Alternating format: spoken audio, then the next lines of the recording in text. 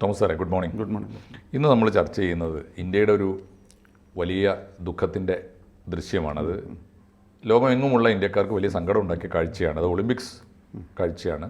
ഒളിമ്പിക്സിൽ ഗുസ്തി മത്സരത്തിൽ ഒരു സ്വർണ്ണ മെഡൽ എല്ലാ നിലക്കും കിട്ടുമെന്ന അവസാന റൗണ്ട് വരെ നമ്മൾ പ്രതീക്ഷിച്ച ഒരാൾ, ഹരിയാനക്കാരിയായ വിനേഷ് അവസാന റൗണ്ടിൽ പുറത്തായി. ഘട്ടം ഘട്ടമായി ലോകത്തിലെ ഏറ്റവും പ്രമുഖരായ ഗുസ്തി ചാമ്പ്യന്മാരോടൊക്കെ മത്സരിച്ച് മുന്നേറി അവസാന റൗണ്ടിൽ അവർ ജയിക്കുമെന്ന് ഉറപ്പായ ഘട്ടത്തിലാണ് അവർക്കെതിരായിട്ടൊരു അയോഗ്യത വന്നത്. അയോഗ്യത മറ്റൊന്നുമല്ല, റെസ്ലിങ്ങിൽ ഈ ഓരോ വെയ്റ്റ് ഗ്രൂപ്പിലാണ് മത്സരം നടക്കുക. അപ്പോൾ ഇവർക്ക് ഈ വിനേഷ് എന്ന് പറയുന്ന ഹരിയാനക്കാരിയായ ഇന്ത്യയുടെ അഭിമാന താരത്തിന് അവസാന നിമിഷമായപ്പോൾ, ഒരു പക്ഷേ അവർ പ്രാക്ടീസ് ചെയ്ത കാലത്ത് അല്ലെങ്കിൽ ഇതിന് ഒളിമ്പിക്സിന് അപേക്ഷിച്ച സമയത്തൊന്നും അത് ഉണ്ടായിട്ടുണ്ടാവില്ല. അന്ന് രാവിലെ നടത്തിയ ഒടുവിലത്തെ തൂക്ക പരിശോധനയിൽ, വെയ്റ്റ് പരിശോധന, ഭാരപരിശോധനയിൽ 100 ഗ്രാം അധികം വന്നു. 100 ഗ്രാം എന്ന് പറയുന്ന സത്യത്തിൽ ഒരാളുടെ വെയിറ്റ് വെച്ച് നോക്കുമ്പോൾ ഒരു പണത്തൂക്കമേ ഉള്ളൂ. പക്ഷേ അത് സ്പോർട്സിൽ വളരെ പ്രധാനമാണല്ലോ, പ്രത്യേകിച്ച് റെസ്ലിംഗ് പോലുള്ള മത്സരത്തിൽ. പക്ഷേ അതിൻ്റെ പേരിൽ അവർ അയോഗ്യയാക്കപ്പെടുകയും അതുകൊണ്ട് തന്നെ രണ്ടാമത് വരുമായിരുന്നയാൾ 1-ാം സ്ഥാനത്ത് വരും, 2-ാം സ്ഥാനത്ത് വരുന്നയാൾ തീർച്ചയായിട്ടും 1-ാം സ്ഥാനത്തേക്ക് വരും. അങ്ങനെയാണ് വരുന്നത്. അപ്പോൾ ഇതൊരു വലിയ സങ്കടമാണ്. ഈ സങ്കടത്തിനിടയിൽ അത് പലതരത്തിൽ സങ്കടമാണ്, അത് സത്യസന്ധമായ എല്ലാം നമുക്ക് മനസ്സിലാവും. അതേ സമയത്ത് അത് മനഃപൂർവ്വമാണ്, അത് വലിയ ഗൂഢാലോചനയാണ് എന്നൊക്കെയുള്ള തരത്തിലുള്ള സ്റ്റോറീസ് പടച്ചിടാൻ ആളുണ്ട്. അപ്പോൾ ഒളിമ്പിക്സിൻ്റെ ഒരു നടത്തിപ്പ് അറിയാവുന്ന എല്ലാവർക്കും അറിയാം, ഒളിമ്പിക്സിനകത്ത് ഇത്തരത്തിലുള്ള യാതൊരു തരത്തിലുള്ള കൃത്രിമവും ഗൂഢാലോചനയും നടക്കുന്ന സാധ്യതയില്ല. അപ്പോൾ നമ്മുടെ ആ റിയാലിറ്റി അംഗീകരിച്ചുകൊണ്ട് നമ്മുടെ കുട്ടിക്ക് ഒരു യോഗം ഉണ്ടായില്ല. ഇത്തവണ നമുക്ക് റെസ്ലിങ്ങിലെ സ്വർണം വേണ്ട, അല്ലെങ്കിൽ കിട്ടാനുള്ള യോഗമില്ല തീരുമാനിക്കുന്നതാണ് ശരി. അതിന് പകരം ഈ ഇന്ത്യക്കാരുടെ ഒരു സ്വഭാവം എന്തിലും രാഷ്ട്രീയം കൊണ്ടുവരികയാണ്. അപ്പോൾ ഹരിയാനക്കാരിയായ ഈ കുട്ടിക്ക് പുതിയ രാഷ്ട്രീയ പശ്ചാത്തലത്തിൽ, അങ്ങനെ ഉണ്ടല്ലോ, പഞ്ചാബല്ലല്ലോ ഹരിയാന, അപ്പോൾ പുതിയ രാഷ്ട്രീയ പശ്ചാത്തലത്തിൽ ഹരിയാനക്കാരിക്ക് മെഡൽ കിട്ടാതിരിക്കാൻ, സ്വർണ്ണ മെഡൽ കിട്ടാതിരിക്കാനുള്ള കളികൾ ഇന്ത്യക്കാർ തന്നെ കളിച്ചു. ഈ കുട്ടിയുടെ സപ്പോർട്ടിംഗ് ടീം, ഡോക്ടേഴ്സ്, അവരൊക്കെ ഈ ഹരിയാനയുടെ ശത്രുക്കളായ രാഷ്ട്രീയക്കാർക്ക്, രാഷ്ട്രീയ നേതാക്കന്മാർക്ക് വേണ്ടി ചരട് വലി നടത്തി എന്നാണ് ആരോപണം. ഒരു കാരണവശാലും നമ്മൾ കേൾക്കാൻ പാടില്ലാത്ത ആരോപണമാണ്. നമ്മൾ ഇന്ന് ചർച്ച ചെയ്യുന്നത് ഈ രണ്ട് കാര്യത്തെക്കുറിച്ചാണ്. എന്തുകൊണ്ടാണ് വിനോയ് തോറ്റുപോയത്? അതെല്ലാവർക്കും മനസ്സിലാവുന്നൊരു കാര്യമാണെങ്കിലും ആ സങ്കടം നമ്മൾ പങ്കിടുന്നു. 2, ആരാണ് ഈ ഗൂഢാലോചനയ്ക്ക് പിന്നിൽ? ലോകത്തിൽ മറ്റാരും പറഞ്ഞിട്ടില്ല, ഇന്ത്യക്കാർ മാത്രമാണ് ഒരു ഇന്ത്യയിലെ കുട്ടി തോറ്റപ്പോൾ ഞങ്ങൾ തന്നെ തോൽപ്പിച്ചതാണ്, ഞങ്ങളെ കൂട്ടത്തിൽ ഇങ്ങനെ തോൽപ്പിക്കാൻ നടക്കുന്ന ആളുകളുണ്ട് എന്ന ഒരു കല്ലുവെച്ച നുണാന്ന് വേണം അതിനെക്കുറിച്ച് പറയാൻ. അത് പറഞ്ഞുകൊണ്ടിരിക്കുന്നുണ്ട്. തോമസ് സാർ ഇത് വളരെ സ്പോർട്സ് പ്രേമി എന്ന നിലയിൽ വളരെ സൂക്ഷ്മമായിട്ട് നിരീക്ഷിക്കുന്ന ഈ രംഗത്തെ ഒരു നല്ല നിരീക്ഷകൻ എന്ന നിലയിൽ സാർ എങ്ങനെയാണ് ഇന്ത്യയുടെ ഒളിമ്പിക് പെർഫോമൻസിനെ കുറിച്ച് അങ്ങേക്ക് ചുരുക്കി പറയാനുള്ളത് എന്താണ്? അപ്പോൾ നമ്മൾ വിനേഷ് ഫോഗട്ടിൻ്റെ കേസ് എടുത്തു കഴിഞ്ഞാൽ അവരെപ്പോഴും മത്സരിക്കുമ്പോൾ നമുക്ക് സന്തോഷം മാത്രമേ നൽകിയിട്ടുള്ളൂ. ഏഷ്യൻ ഗെയിംസിൽ ചാമ്പ്യനായിട്ടുണ്ട്, കോമൺവെൽത്ത് ഗെയിംസിൽ ചാമ്പ്യനായിട്ടുണ്ട്. പക്ഷേ ഒളിമ്പിക്സിൽ കഴിഞ്ഞ 2 ഒളിമ്പിക്സിൽ അവർ പങ്കെടുത്തെങ്കിലും ചെറിയ ബാഡ് ലക്ക് കൊണ്ട് നഷ്ടപ്പെടുകയായിരുന്നു. Between the cup and the lip എന്ന് പറയുന്ന പോലെ നഷ്ടപ്പെട്ടു പോയി. പക്ഷേ ഈ ഒളിമ്പിക്സിൽ അവർ പങ്കെടുക്കാൻ വന്നിട്ട് പങ്കെടുത്ത അന്നോട്ട് അല്ലെങ്കിൽ ഓരോ മത്സരത്തിലും പങ്കെടുക്കുമ്പോൾ ഇന്ത്യക്കാർക്ക് മുഴുവൻ രോമാഞ്ചം ഉണ്ടാകുന്ന രീതിയിലുള്ളൊരു കോമ്പറ്റീഷനായിട്ട് അത് പോയിക്കൊണ്ടിരുന്നത്. ആദ്യം യുയി സുസാക്കി, ജപ്പാൻകാരിയാണ്.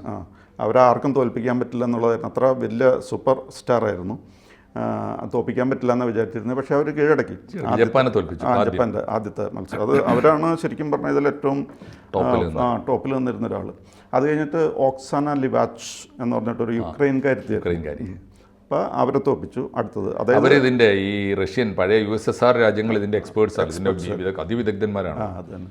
അപ്പോൾ അവരെയാണ് ക്വാർട്ടറിൽ തോൽപ്പിച്ച്. പിന്നെ സെമി വന്നു കഴിഞ്ഞപ്പോൾ യുസ്നൈലിസ് ഗുസ്മാൻ ലോപ്പസ് എന്ന് പറഞ്ഞിട്ട് ക്യൂബയുടെ ആളെ തോൽപ്പിച്ചത് 5-0. അപ്പോൾ അത്രയും ഡോമിനേറ്റിംഗ് ആയിട്ടുള്ള. അപ്പോൾ എല്ലാവരും നമ്മുടെയൊക്കെ മനസ്സ് നിറച്ച് സ്വപ്നമായിരുന്നു, നമുക്കൊരു സ്വർണ്ണം. അതെ, ആദ്യമായിട്ടൊരു സ്വർണ്ണ മെഡൽ കിട്ടാൻ പോവാണ്, ഇങ്ങനെ ഫൈനലിൽ ആദ്യമായിട്ട് മത്സരിക്കാൻ പോവാണ്, അങ്ങനെയൊക്കെ നമ്മളെല്ലാവരും സ്വപ്നം കണ്ടിരുന്നു. എന്തായാലും മെഡൽ ഉറപ്പാണ്, ഫൈനലിലെത്തിയല്ലോ. ഇനി ഗോൾഡാണോ സിൽവറാണോ എന്നുള്ള സംശയം മാത്രമേ ഉണ്ടായിരുന്നുള്ളൂ. എല്ലാവരും സന്തോഷിച്ചു. മാത്രവുമല്ല, ഈ അതായത് ഇവർ ഓൾറെഡി പല മെഡൽസും നേടിയാണ് ഇപ്പോൾ ഈ ഒളിമ്പിക്സിൽ ഉള്ളത്. ഇതൊരു ക്രൗണിങ് ഗ്ലോറി പോലെ, ഇതാണ് അൾട്ടിമേറ്റ്, രാജ്യത്തിന് മുഴുവനും സന്തോഷം പകർന്ന. അതെ. പക്ഷേ അവിടെ ഇതിൻ്റെ മത്സരത്തിന് തൊട്ട് മുമ്പ് വെയിറ്റ് വാങ്ങി കഴിഞ്ഞപ്പോൾ 100 ഗ്രാംസ് കൂടുതലാണ്. ഈ 100 ഗ്രാംസ് കൂടിയോടുകൂടി പലതരം കോൺസ്പിറസി തിയറീസൊക്കെ വരാൻ തുടങ്ങി. പ്രത്യേകിച്ച് നമ്മുടെ മലയാളം ചാനലുകളിലൊക്കെ പല ഉദ്ദേശങ്ങൾ വെച്ചുള്ള ചില ചർച്ചകളൊക്കെ തുടങ്ങി. ഇന്നലെ ഒരു ചാനലിൽ ഇത് ഒരു പൊളിറ്റിക്കലി മോട്ടിവേറ്റഡ് ഒരു കോൺസ്പിറസി ആണെന്നുള്ള രീതിയിൽ ഒരു ചാനൽ പറയുന്നുണ്ടായിരുന്നു. അപ്പോൾ അവർ പറഞ്ഞതിൽ 2 പോയിൻറ്റ്സാണ് അവർ പറഞ്ഞത്. ഈ പൊളിറ്റിക്കൽ കോൺസ്പിറസി ഉണ്ട്, ഇന്ത്യക്കാരെ തന്നെ ഇത് നശിപ്പിച്ചാണെന്നുള്ള രീതിയിൽ പറയാനായിട്ട് 2 തിയറീസാണ് അവർ പറഞ്ഞത്. ഒന്ന്, ഈ ആൾക്ക് വെയിറ്റ് കൂടുതലാണ്, വെയിറ്റ് കുറയ്ക്കാൻ പറ്റില്ല, പങ്കെടുക്കാൻ പറ്റില്ല എന്ന് പറഞ്ഞായിരുന്നെങ്കിൽ ഒരു കാര്യം ചെയ്താൽ മതിയായിരുന്നല്ലോ, ഈ ഫൈനലിൽ പങ്കെടുക്കാതെ എനിക്ക് സുഖമില്ല എന്ന് പറഞ്ഞാൽ അവിടെ പോകാതിരുന്നാൽ മതിയല്ലോ എന്നും ഒരു ആർഗ്യുമെൻ്റ് ഒരു ചാനലിരുന്ന് പറയായിരുന്നു. അത് അങ്ങനെ ചെയ്യാതിരുന്നത് ഇവിടെ ഇവരോടുള്ള പഴയ വൈരാഗ്യം തീർക്കാനായിട്ട് ചെയ്തതാണ്. കാരണം എന്താണെന്ന് വെച്ച് കഴിഞ്ഞാൽ ബ്രിജ് ഭൂഷൺ ശരൺ എന്നും പറഞ്ഞുകൊണ്ട് ഈ റെസ്ലിംഗ് അസോസിയേഷൻ്റെ പ്രസിഡൻറ്റുമായിട്ട് വഴക്കുണ്ടായിരുന്നു, വലിയ സമരമൊക്കെ നടത്തിയായിരുന്നു. സമരത്തിൻ്റെ മുൻപന്തിയിൽ നിന്നിരുന്നത് ഇവരാണ്. മാത്രമല്ല അർജുന അവാർഡും അതേപോലെയുള്ള കുറച്ച് അവാർഡ്സ് കൊണ്ടുപോയിട്ട് അത് തിരിച്ചു കൊടുക്കാനും അങ്ങനെ വലിയ പ്രശ്നങ്ങളുണ്ടായിരുന്നതാണ്. അപ്പോൾ അതുകൊണ്ട് ബ്രിജ്ഭൂഷൺ ശരണിൻ്റെ ഒരു കറുത്ത കൈ എന്നുള്ള രീതിയിൽ കാര്യം അവരുടെ പേര് പറയാതാണ് പറഞ്ഞത്. അപ്പോൾ അതിൽ 2 കാര്യങ്ങളാണ് അവർ പറഞ്ഞത്. ഒന്ന്, തോക്കും എന്നുറപ്പുണ്ടായിരുന്നു, അല്ലെങ്കിൽ ഈ വെയിറ്റ് നോക്കുമ്പോൾ അത് ശരിയാകില്ല എന്ന് ഉറപ്പുണ്ടായിരുന്നെങ്കിൽ ഫൈനലിൽ പോകേണ്ട സമയമായി കഴിയുമ്പോൾ സുഖമില്ല എന്നും പറഞ്ഞു കഴിഞ്ഞാൽ പോരായിരുന്നു, എങ്ങനെയാലും സിൽവർ മെഡൽ കിട്ടുമായിരുന്നല്ലോ. ഇപ്പോൾ ലാസ്റ്റിലേക്ക് പോയി, ലാസ്റ്റാക്കിയിട്ട് അവർ റാങ്ക് ചെയ്യുള്ളൂ. അതാണ് ഒരു കാര്യം പറഞ്ഞത്. പിന്നെ വേറൊരു കാര്യം പറഞ്ഞിരുന്നത്, ഇവരുടെ കാര്യങ്ങൾ ന്യൂട്രീഷനും മറ്റു കാര്യങ്ങളൊക്കെ നോക്കാനായിട്ട് ഈ ഡയറ്റീഷ്യനായിട്ടുണ്ടായിരുന്ന അല്ലെങ്കിൽ ന്യൂട്രീഷനിസ്റ്റായിട്ട് ഉണ്ടായിരുന്ന ആൾ ഡോക്ടർ പാർദിവാല എന്ന് പറയുന്ന ഡോക്ടറാണ്. അദ്ദേഹം കോക്കിലാബെൻ അംബാനി ഹോസ്പിറ്റൽ ബോംബെയിൽ വലിയ അംബാനിയുടെ വലിയ ഹോട്ടലാണ്, അത് ഹോസ്പിറ്റലാണ്. അപ്പോൾ ആ ഹോസ്പിറ്റലിലെ ഒരു ഡോക്ടറാണ്. അങ്ങേരാണെങ്കിൽ ഓർത്തോപെഡിക് സർജനാണ്. അങ്ങേർക്ക് ന്യൂട്രീഷനെ പറ്റി എന്തറിയാം എന്നൊക്കെ പറഞ്ഞാൽ അവിടെ ഇരുന്ന് സംസാരിക്കുന്നുണ്ടായിരുന്നു.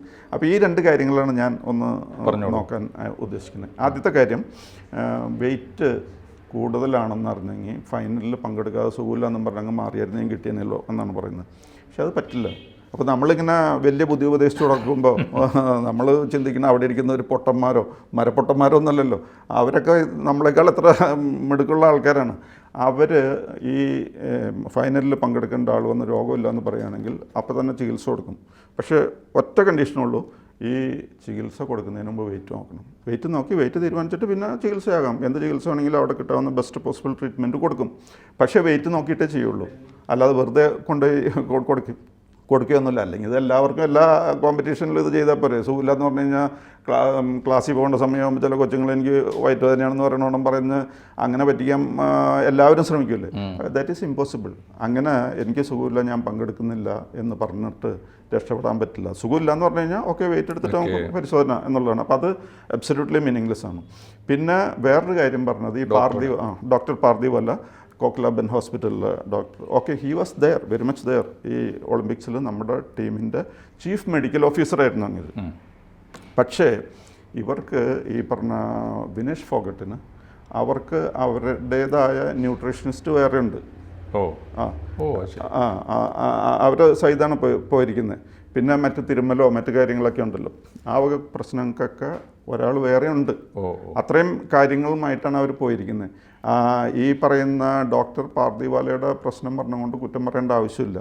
അദ്ദേഹം ന്യൂട്രീഷൻ്റെ കാര്യത്തിലോ അല്ലെങ്കിൽ ഒരു ഡയറ്റീഷ്യൻ എന്നുള്ള രീതിയിൽ ഒന്നും ചെയ്യുന്നില്ല.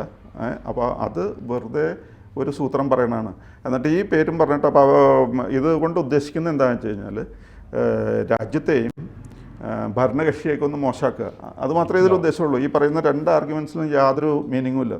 പിന്നെ ഓൾ സെഡ് ആൻഡ് ഡൺ, ഈ സ്പോർട്സ് എന്ന് പറഞ്ഞു കഴിഞ്ഞാൽ, സ്പോർട്സ് ആൻഡ് ഗെയിംസ് എന്ന് പറഞ്ഞു കഴിഞ്ഞാൽ വളരെ ഒരു വലിയ അളവ് വരെ ഭാഗ്യമാണ്. ലക്ക് പ്രധാന ഫാക്ടറാണ്. ചിലപ്പോൾ നമുക്ക് ഇത് കിട്ടുമ്പോൾ അത് നമുക്ക് യോഗ്യത ഉണ്ടായിട്ടില്ല, ഭാഗ്യം കൊണ്ട് കിട്ടും.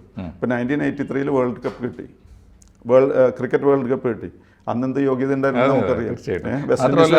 ഇപ്പോൾ PT ഉഷയ്ക്ക് മെഡൽ നഷ്ടപ്പെട്ടപ്പോൾ ആരും പറഞ്ഞിട്ടില്ലല്ലോ കോൺസ്പിറസി ഉണ്ട്, കേരളത്തെ അവഗണിച്ചതാണ്, കേരളത്തിനെതിരായുള്ള കൂടാതെ ആരും പറഞ്ഞില്ല. അത് ശരിയുമല്ല, മര്യാദകേടാണത്. അതേപോലെ 1980 നമുക്ക് ഹോക്കി ഗോൾഡ് കിട്ടി. 1964 ശേഷം ഇത്രയും കാലം കളിച്ചിട്ട് ആകെ 1980 മാത്രമേ കിട്ടിയുള്ളൂ. ഈ 1980 ഇന്ത്യക്ക് ഗോൾഡ് കിട്ടി, ഒളിമ്പിക് ഗോൾഡ് കിട്ടി എന്ന് പറഞ്ഞാൽ ലോകത്തിലെ ഏറ്റവും നല്ല ടീം നമ്മളായതുകൊണ്ടല്ല. ആ മത്സരത്തിൽ ഹോളണ്ട് ഉണ്ടായിരുന്നില്ല, ഓസ്ട്രേലിയ ഉണ്ടായിരുന്നില്ല, കോമ്പീറ്റൻ്റ് ആയ ടീംസ് കുറവായിരുന്നു. ജർമ്മനി ഉണ്ടായിരുന്നില്ല, ഇംഗ്ലണ്ട് ഉണ്ടായിരുന്നില്ല, പാകിസ്ഥാൻ ഉണ്ടായിരുന്നില്ല. All good and important hockey teams were missing in the Olympics 1980. കാരണം ഓർക്കണ്ടാവും സാറ്, മോസ്കോ ഒളിമ്പിക്സിൽ ഈ വെസ്റ്റേൺ കൺട്രീസ് ഒന്നും പങ്കെടുത്തില്ല. ഒരു തരം ബഹിഷ്കരണമായിരുന്നു. ബഹിഷ്കരണമായിരുന്നു മോസ്കോ ഒളിമ്പിക്സ്. അതായത് റഷ്യ അഫ്ഗാനിസ്ഥാനിൽ കയറിയിരുന്ന സമയത്താണ്. അപ്പോൾ അതിൻ്റെ വാശി തീർക്കാനായിട്ട് അമേരിക്കയുടെ നേതൃത്വത്തിൽ ഇവർക്ക് ബഹിഷ്കരിക്കാൻ പറ്റും, മാറി നിൽക്കാൻ പറ്റും, അതിനകത്ത് അതിൻ്റെ നടത്തിപ്പിൽ ഇടപെടാൻ പറ്റും എന്ന് ആർക്കും പറഞ്ഞുകൂടാ.